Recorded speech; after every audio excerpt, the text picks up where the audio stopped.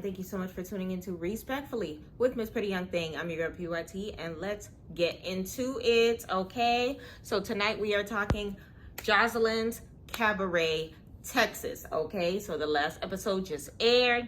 We're talking episode 3 of Joseline's Cabaret, Texas. We're going to be beating our face, okay? And we're going to be getting ready. Of course, tonight I will be live on the Meet Me app, okay? Download it at Miss Pretty Young Thing and tune in every Tuesday at 9 p.m. Eastern Standard Time to the infamous, the phenomenal PYT's ABCs. I do record every episode and I do post them, so feel free to go ahead and check out that playlist over here on my channel. See if you like it, download the app, and come check it out yourself. If you'd like to be on an episode, go ahead and hit me up on Instagram. That being said, y'all, Joseline's Cabaret has been hitting. Okay, it has been hitting. So we're just gonna go ahead and jump right into it. Please do me a favor, let me know in the comments, okay, how you feel about this episode. Do not forget to subscribe, okay? Turn your post notifications on so that every show that we talk about, you can follow along with me. And do not forget, if you have any shows in mind that you want me to follow along with, please do not hesitate to let me know. Yeah, we're gonna do a light beat with a heavy sleigh baby. All right, let's get into it. So the episode starts real quick from where we left off. So the episode ended with Chinks and Lexi Gold's argument. So remember, they don't like each other. They have beef from before Joseline's Cabaret. Their beef goes back to the pimping days, okay? So apparently Lexi Gold's man is a pimp, and Chinks was up under him money-wise, whatever the case may be. Lexi Gold does not respect her. Chinks does not respect Lexi Gold. So now these two thick stallions are just squabbling across the front of the house or whatever.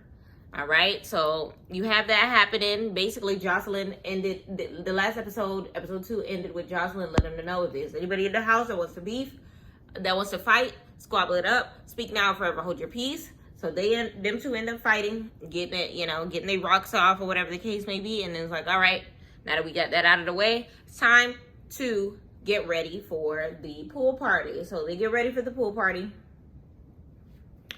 or whatever the case may be. And they start putting on all their sexy stuff. They start getting ready.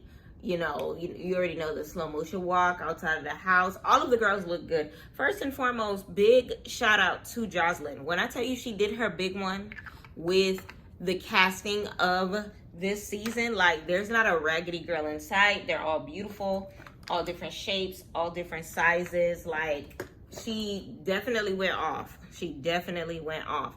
So what it's seeming like is the bus is going to be the place to be when it comes to the squabbles. Why? Because before they even got on the bus, the confessionals for some of the girls were talking about, dang, I'm kind of scared to get on this bus ride because last time we got on the bus, all of these fights ended up breaking out. So it's giving, anytime they get on the bus, they're going to be afraid or their head on a swivel or whatever the case may be, because dang, like who's going to be fighting this time? So we going to see how it goes type-ish, or whatever the case may be. So they get to the pool party, a nice little event over in, I think it was in Houston, or whatever the case may be. It was 100% lit. When I tell you wall-to-wall fans, all of the people looking forward to seeing the cabaret, Joseline looking bomb diggity. First and foremost, Joseline's look for the freaking confessional, I am here for it. You did your big one, sweetie. I was 100% here for this look. It did everything that it was supposed to do. It gave everything that it was supposed to give. I know Ballistic be loving what he be seeing, okay? His little big African self. So, first and foremost, left field, but he needs to hurry up and knock her up, respectfully. Stop pulling out, okay, and give her another baby. And also left field, I don't know if y'all seen the video that I had posted that basically talked about P. Diddy and her baby, the father of her child, Stephen Jordan. But I wonder how Stevie J is going to affect episodes of Joseline Cabaret in the future. I wonder how it's going to do. I believe she has full custody. I hope Mimi would too, but because I heard Mimi is losing money when it comes to Mr. Jordan, and I hope that Joseline, secures every bag that she possibly can, and that she can make sure that she puts their daughter Bonnie Bella in a better situation, because things are not looking too bright as far as Mr. Jordan. So it's so good that she has separated herself from him and is her own boss, her own entity, her own everything. So kudos to Joseline when it comes to, the Lauderdale hoe and her creating her own situation outside of Love and Hip Hop by way of Zeus and everything else she's been doing, because Zeus is not the only boss move that she's made since leaving Love and Hip Hop. So big shout out to Joseline in that case.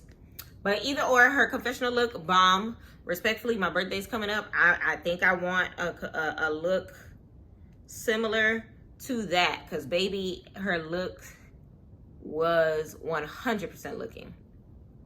All right, so they're at the pool party. The pool party looked lit, everything new, everything nice, twerking, dancing, and some of the girls were going off in the crowd as far as like the twerking, the energy, and everything of that nature.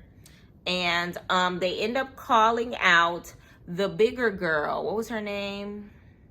Spicy Moni. So Spicy, they were looking at Spicy crazy because Spicy was so conservative, was doing the least out of all of the girls, if I do say so myself. And basically, it's just one of those things where it's just like, where's the energy? Where's the pizzazz, or whatever the case may be? So on the bus, they end up telling her, like, look, you need to show a little more or do a little more, or else Joseline's not going to be checking for you. And she felt like they were little girling her. So it was Raven that was basically doing most of the talking when it came to, her opinion on the circumstance, which I could understand where Raven is coming from, because at the end of the day, if it took me 5 minutes just to remember what the heck your name is, but I remember Raven's name, but I remember Chink's name, but I remember Diamond's name, but I remember Voodoo's name, but I remember, Lexi Gold's name. It doesn't look good that we're on episode 3 and I gotta search on Instagram on Zeus's Instagram to remember what your name is. Hold on, girl. Hey, what your name is? Where you from? Turn around. Who you came with? Child. So basically they start arguing on the bus, because all Raven is saying is, look, we telling you to show a little more personality, because Joseline is a fan of personality, and if she feels like she don't know your personality, then she will let you go. Honestly, it was constructive criticism. I feel like she did accept the constructive criticism. She just was not a fan of the delivery. Okay? She was not a fan of the delivery. All right? Let me know in the comments how you feel like the delivery was. Let me know whether or not you feel like Raven did too much, or if she did just enough when it came to how she was talking to Miss Spicy Moni. Okay, so a little bit after that, they end up making it to the house, or whatever the case may be, and they get to the glowing stairs. So big shout out to Joseline once again, because baby, I love the production of it all. I'm loving the fact that she's doing eliminations, the fact that, we're getting to get to know these girls little by little, that they're fighting for the money or whatever the case may be, and et cetera, et cetera. And she even ends up anteing it up and kicking it up a notch and giving the girls a little something, to one up on the competition. So what does she do? She brings replacements, okay? How does she bring the replacements? She picked 2 girls, allegedly, from the pool party to be able to come forth on the show, and 2 girls are leaving and these 2 girls are coming, okay?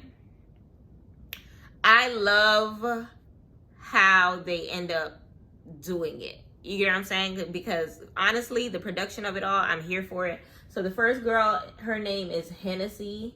Okay, so Hennessy comes. She's cute. She has her braids, everything of that nature.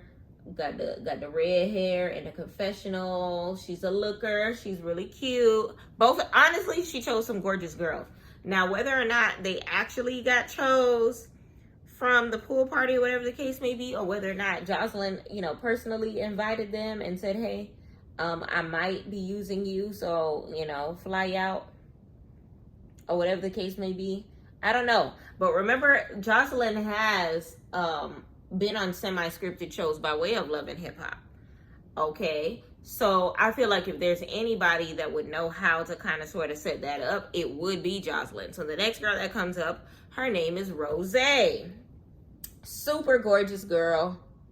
Super gorgeous girl. So I'm looking forward to seeing both of these ladies, checking to see what they have to offer as far as the cabaret, because it's official. They in the house. Okay. Now, why I said before that I don't feel like they were handpicked from the audience is because they already knew that they were moving in the house. They already had their stuff ready. I highly doubt that these were just Texas locals that just happened to be there, signed, sealed, delivered paperwork. Like, I don't think that that's it. I think that Joseline literally handpicked two replacement girls and didn't tell the girls that made it to the cabaret that there were going to be replacement girls. And that is perfectly fine if she did that. It's Joseline's show. It's Joseline's world, okay?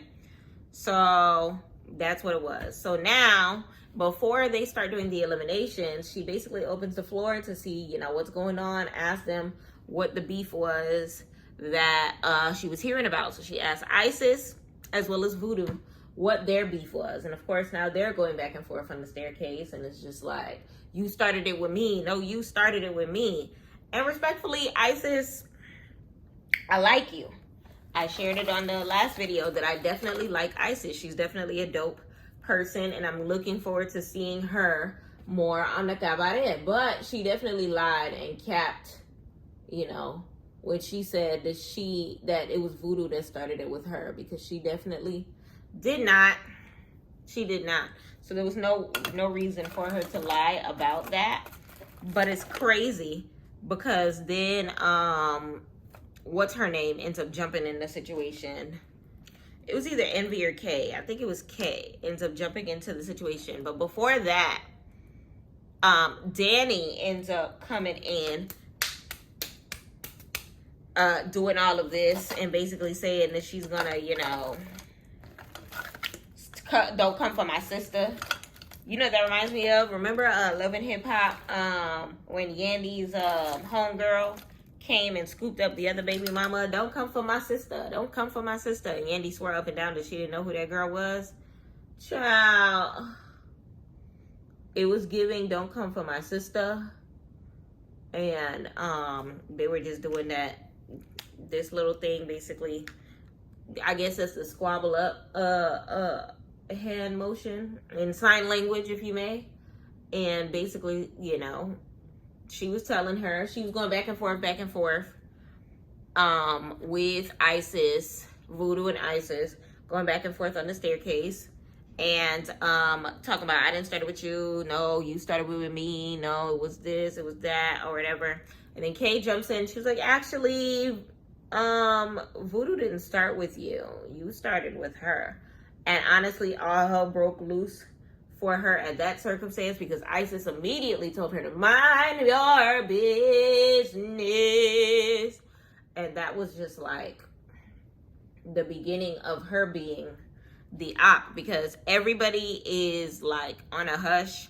Nobody is inserting themselves. This ain't got nothing to do with me. My name is Bennett and I ain't in it. And she was the only one to speak on it. So she earned herself the nickname Jigsaw by way of Isis. I ain't gonna hold you. I cackled. Why did I cackle? Because she favors the character a little too closely. And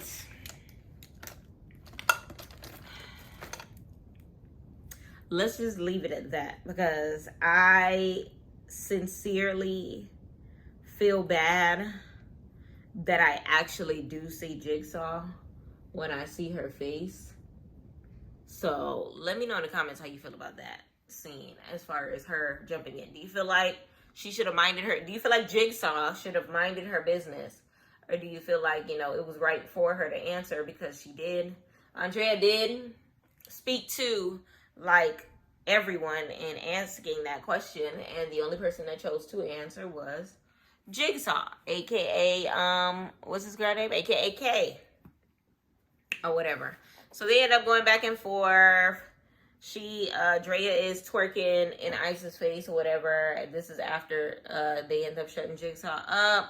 So now I guess Joseline's just like, look, what's going on? Like, you must not like her, because I see why you don't like her, because she got the same birthday as me. So you already know Joseline got some favoritism towards Isis, because she feel like they a lot alike because they got the same birthdays or whatever. You got a problem with her because you a Scorpio and she's a and Leo or whatever, strong fire sign or whatever the case may be. So it's just like, all right, either lick each other pussy or fight. So of course they fight. When I tell you Isis got that good, hold on. Isis hit her with one of these, okay, and sprack her grack right across the front of the household or whatever the case may be. That honestly was unexpected, okay, but she definitely did her big one, okay? So that happened. They ended up getting back to place or whatever. She told Drea, you're going to have to go to the hospital. Isis got pulled to the side so that she can ice her hand. It was extremely chaotic, but I was 100% here for it. Listen, Drea, you asked for it. Don't sit here and act like you tough. You a bully, you big bad, you know, Drea, or whatever the case may be, when you're actually very small. And from what, if that scene is in representation of how you fight, you can't really fight. She spits blood. Like, she pulled a Bianca, except her mouth was leaking. Like, she had a cut, like how DTV's mouth was cut open. She had a cut like that, like a big gash, minus the missing tooth, and she spit in her direction, Bianca style. That is gross. Spitting is already nasty, let alone to be spitting with, you know, blood flying out your mouth. Listen, Joseline looked appalled. Joseline was looking like she was about to send her home that very second. She was just like, what is happening here? So Joseline basically told Andrea, she put it to the side. She was just like, you need to calm down. You want a million. I need you 1 0. And respectfully, she gave her a hug and was just like, look, your spot is secured, but I do need you to go to the hospital. I don't want to go to the hospital. Look, you need to go to the hospital because I could see what she said. She said, I could see your throat through your lip. Bit. That part had me gagged. When I tell you I watched that episode from my bed last night, and it literally had me floored. Like, I could see your throat through your lip. Joseline is hilarious without even trying. But respectfully, that gash was gigantic. Let me know how you feel about, you know, the Isis versus Voodoo Doll, because it definitely was something. So now after Isis versus Voodoo Doll, we got Isis versus Kay. Because Kay apparently was going to go find her vape on the other side. And respectfully, I had to rewind it just to make sure that I had the best seat in the house when it came to this, or make sure that I didn't blink and miss a scene. But it was way on the back of the staircase or whatever. I don't know why Zeus cameras wasn't paying attention. They all was all on the other side of the house when all of these girls are right here ready to mix and mingle and mix and squabble. Okay, but Isis ended up smacking Kay, from what they said, for basically, you know, and you again. Don't insert yourself in my business. That's how I took it. Or whatever the case may be. So there's that's happening.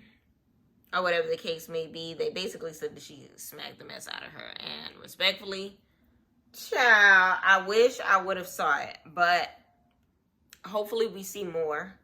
Isis is definitely giving all of the attitude. She's giving all of the personality. And respectfully, I think Joseline is going to have a soft spot for her, especially given that she is her B-Day twin, or whatever the case may be. Let me know how you feel about Isis as a whole, y'all. I think she is definitely a beautiful woman. I definitely am looking forward to seeing her dancing skills. I definitely feel like there is going to be some favoritism towards her when it comes to the situation, but we shall see how it continues. So they end up getting back on the staircase or whatever the case may be.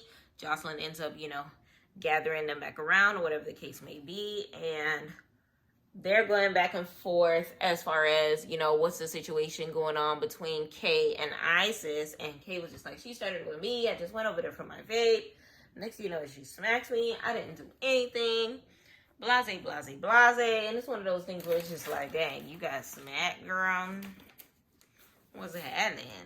So now it's time for the release of the girls that are not going to be a part of this, or whatever the case may be. So, of course, she ends up looking over at Spicy, okay? And she's just like, what's going on with you, Spicy? And she basically ends up cutting Spicy. Long story short, she's basically said the same thing that Raven said.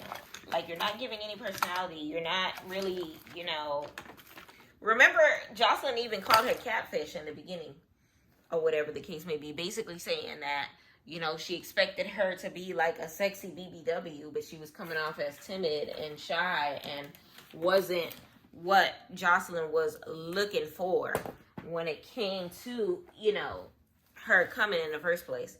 So, and I can 100% understand that. I feel like even if she thought in appearance she looked different, that she would have gave that same sex appeal that Joseline made her choose her for in the first place. Like, did you forget what show you signed up for? It was giving Whoa Vicky a little bit. Jesus loves you. Like, you came on the show that you knew was going to be squabbling on, that you knew was going to be, drama on, that you knew, you was going to have to be sexy on. Like, this is an exotic dance show competition thing so that you can go on tour and shake ass and make your baby daddy mad. So it's like, where's the confusion? So basically, she's the first one to go. And it's just like, let me know how you feel about that let go. Let me know whether or not you would have let go of somebody else. I feel like Joseline made the right choice. I personally feel like Joseline made the right choice, but I might have saved the first elimination. I think I would have saved the first elimination for the next night. Let's see them dance first, because I feel like, the entertainment side of it may or may not have saved her, okay? We know some of these girls probably dance majestic as hell. And I honestly want to see it. Like, I want to see it. Like, for example, with Danny, aka, not Danny, when it comes to Voodoo. Voodoo dances majestic as hell. So her moves are going to save her every time when it comes to Joseline. Her loyalty as well. She loves Joseline to the death of her, or whatever the case may be. So I feel like some of these girls could have, had another opportunity to be able to, do their thing and, showcase themselves or whatever the case may be. But we'll never know what Spicy Moni looked like unless we follow her on Instagram, I guess, because, child, she was the first one to let go. Before that happened, though, when I tell you Joseline went in on the veterans, Danny, she chewed her up and spit her out. Raven, same thing. Child, then she went on to Diamond. Same thing, okay? It was just one of those things where, child, one thing about Joseline, you don't be on a high horse if you want to, because respectfully, she the only one that should be riding. The rest of y'all asses should be walking. When she catch you trying to get on that horse, she gonna yank you by the collar. Get down. Get down. Okay. So right after that is when the beautiful BBW gets let go. And the second, I was in agreement with her let go. Aside from me wanting to see her dance, like hoping that would have been able to like save her situation, I didn't expect the other girl to get let go. Fetish got let go as well. I was looking so forward to seeing her dance. I feel like her personality fit the house. She's so gorgeous, chocolate, or whatever the case may be. She wasn't squabbling with the rest of them, which I know it's not a squabbling show, but I feel like it was something about her that she didn't show enough personality for Joseline to feel like she was in a safe enough spot when it came to, you know, being able to get a spot in the house. I mean, at the end of the day, rooms was open. Rooms was open. Rooms was available. Ain't nobody safe. Okay. And Joseline never made them forget it. So, you know, it is what it is. Hopefully she comes back for another season as far as Fetish goes, because I would love to see her come back, respectfully. She was gorgeous. She was beautiful. I know she had a lot to offer as far as the Cabaret goes, and hopefully we get to see it in the near future. Ciao. I just hope that she doesn't flip-flop and end up on baddies. Let me know what you thought about Joseline's picks when it came to that. But what happens next? She has a special guest come to the front. Who is the special guest? Can y'all guess who the special guest was? Paris, London, and Wet Wet came to the front. Okay, will the real fan favorite please stand up? Okay, when I tell you this lady came in like she had just woke up 5 minutes before that. When I tell you she came in like they had her outside in the van just waiting for her cue to be called, and she fell asleep waiting. When I tell you she looked like she was still crying from the episode before when Joseline had her in front of the house looking crazy. Well, she had herself in front of the house looking crazy. Joseline did not have her in front of the house looking crazy. Joseline just wanted her to sit still and remember her place. And she had herself outside looking crazy. But either or, she was looking like she was still choked up from that. Like she was crying for 40 days and 40 nights. It was just like... And I feel like that's Wet Wet's weakness.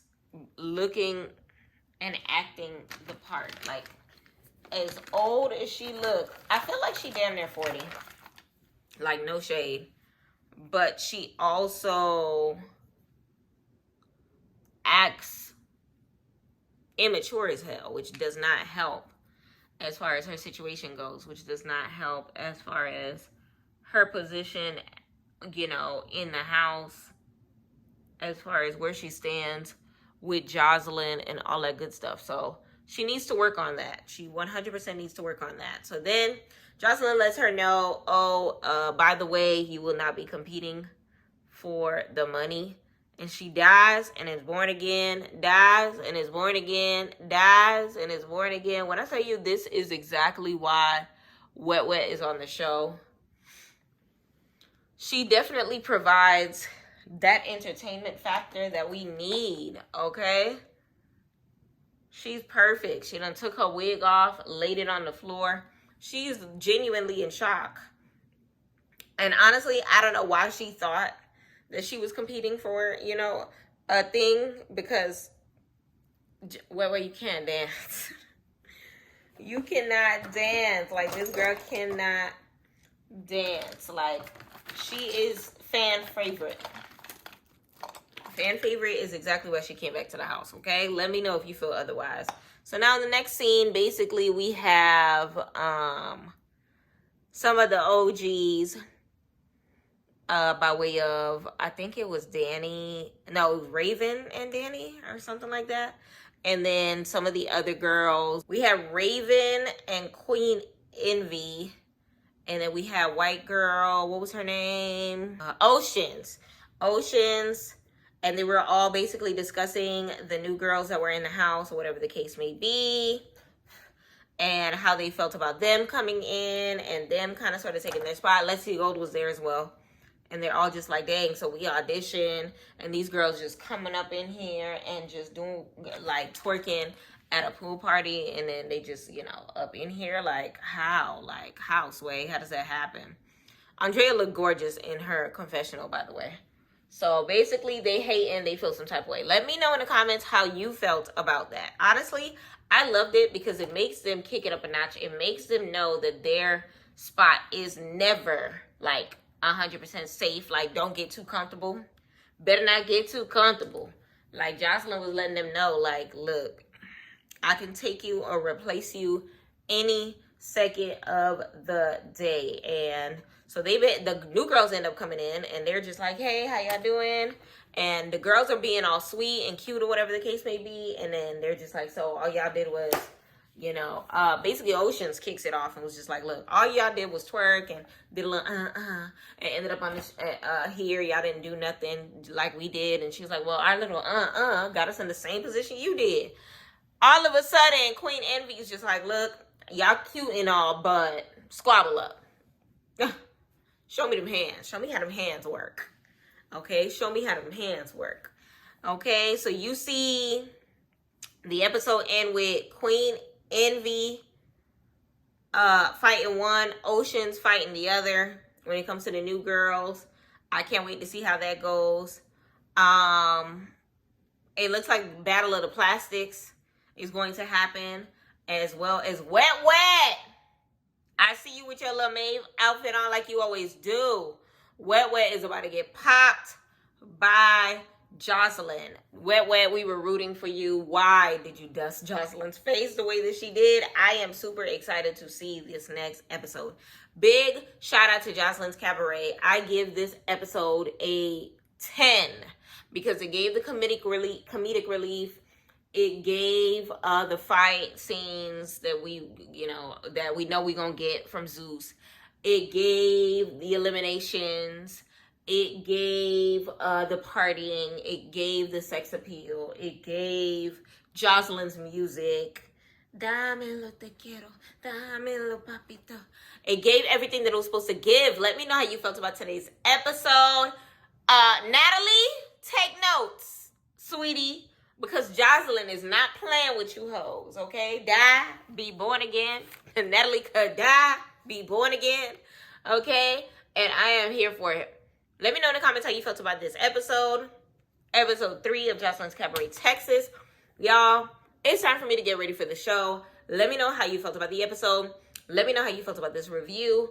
Please share this video with a friend. Subscribe. It's almost my birthday. We want to get to 1,000 subscribers before my birthday. Can we get closer? Please. Also, we talked about Joseline's Cabaret. The next episode that I will be recording will be talking about the lineup for we're going to talk about Baddies auditions, and we're also going to talk about who has made it for the cast as far as returnings, and as well as the newbies that will be joining, replacements, injured reserve, all of that good stuff. I am here for it. And we're going to kind of sort of share our opinions on, you know, who shouldn't have made it, who should have made it, who's great to make it, who we're anticipating, most anticipated, DTB being the most valuable baddie, and all of that good stuff. As far as the highlight of this episode, I definitely feel like Isis was the most valuable cabaret girl. She did her big one. 100%. Let me know if you agree in the comments, and I appreciate each and every one of y'all for tuning into another episode. Okay, Joseline's Cabaret is each and every Sunday, so tune in and then check me out right after. And in the meantime, thank you so much for watching PYT TV. Respectfully.